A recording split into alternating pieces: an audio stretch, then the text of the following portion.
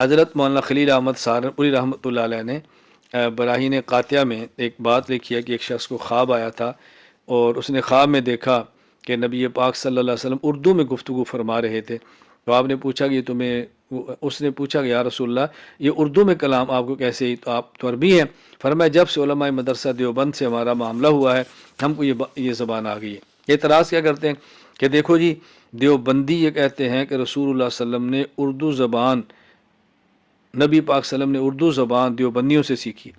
الیاذ باللہ. دیوبندی یہ بات کہتے ہیں، اور کس قدر یہ غلط بات ہے، کس قدر یہ غلط بات ہے. ایک بات کہ دیوبندی یہ بات کہتے ہیں کہ رسول اللہ صلی اللہ علیہ وسلم نے اردو زبان ان سے سیکھی ہے، اور دوسرا وہ یہ ثابت کرنا چاہتے ہیں کہ رسول اللہ صلی اللہ علیہ وسلم شاگرد ہے، دیوبند والے استاد ہیں، اور استاد تو شاگرد سے افضل ہوتا ہے. تو انہوں نے الیاذ باللہ نبی پاک صلی اللہ علیہ وسلم کی توہین کی ہے. اللہ عقل عطا فرمائے، بات سمجھنے کی کوشش کریں. میں یہ بات کئی بار سمجھا چکا ہوں. خواب کی ایک صورت ہوتی ہے، ایک خواب کی حقیقت ہوتی ہے. بس اوقات صورت بہت خوبصورت ہوتی ہے اور اس کی تعبیر بہت بھیانک ہوتی ہے. بس اوقات صورت اس کی بہت بھیانک اور خطرناک ہوتی ہے اور اس کی تعبیر بہت خوبصورت ہوتی ہے. اچھی طرح سمجھیں. یہاں بھی یہی معاملہ ہے کہ نبی کریم صلی اللہ علیہ وسلم کے بارے میں ایک شخص کو خواب آئی ہے. حضرت سہارنپور نے براہین قاطعہ میں وہ خواب نقل کیا. خود فرماتے ہیں یہی سبب ہے کہ ایک سال فخر عالم علیہ السلام کی زیارت سے خواب میں مشرف ہوئے تو آپ کو اردو میں کلام کرتے دیکھ کر آپ سے پوچھا کہ یہ کلام کہاں سے آ گئی، آپ تو عربی ہیں.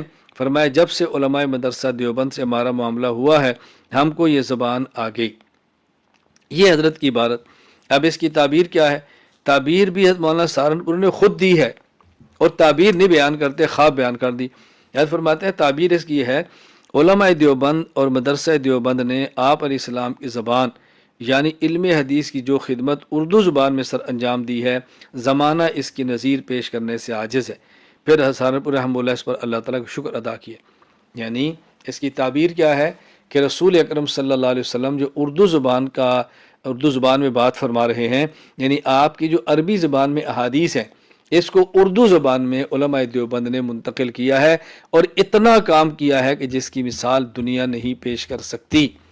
جتنا علماء دیوبند نے حدیث پاک کی خدمت سر انجام دی ہے، میں بطور مثال کے چند خدمات آپ کی خدمت میں پیش کرتا ہوں. مثلا مولانا محدث احمد علی سہارنپوری رحمہ اللہ، وفات 1297 ہجری.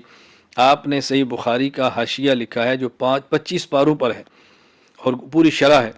آخری 5 پاروں کا حاشیہ حجت الاسلام بانی دارالعلوم دیوبند مولانا محمد قاسم ننوتوی رحمہ اللہ نے تحریر فرمایا.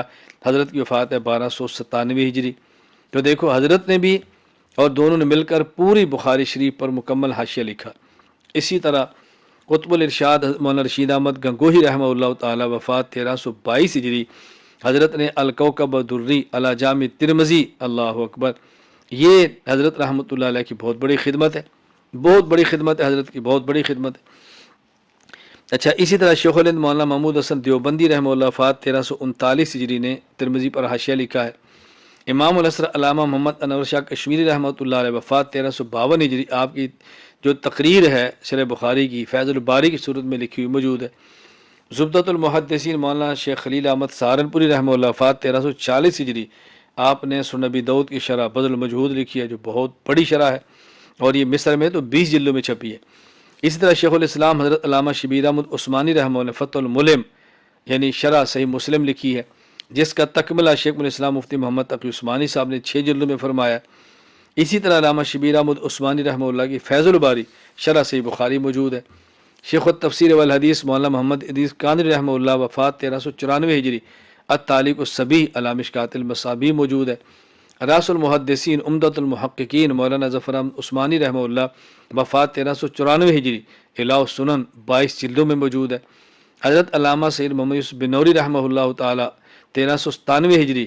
حضرت کی معارف السنن شرح ترمذی یہ موجود ہے. شیخ الحدیث حضرت مولانا محمد زکریا کاندلوی رحمہ اللہ تعالی، وفات 1402 ہجری. حضرت کی عجز المسالک فی شرح موطا امام مالک یہ موجود ہے. اور الکند المترواری شرح صحیح بخاری موجود ہے. شرح شمائل ترمذی موجود ہے. حضرت مولانا منظور احمد نعمانی رحمہ اللہ تعالی، وفات 1417 ہجری. معرف الحدیث موجود ہے. حضرت امام اہل سنت مولانا محمد سرفراز صفدر رحمہ اللہ، وفات 1430 ہجری. ترمذی شرح خزائن سنن موجود ہے. بہت بڑا ہمارے اکابر نے کام کیا ہے.